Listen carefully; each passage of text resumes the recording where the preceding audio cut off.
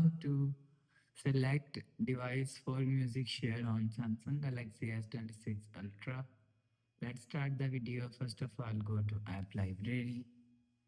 Here click on Settings app. Now in Setting, scroll down and click on Connections.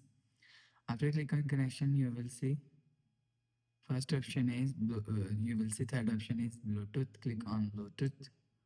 After click on Bluetooth, click on this three dot icon and click on Advanced Settings.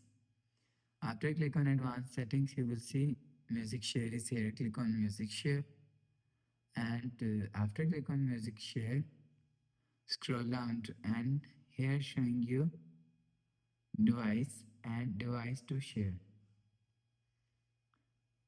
If you want to select device for music share, so turn on device button. After turn on device button, you will see your process is done. After the process, go back to home screen.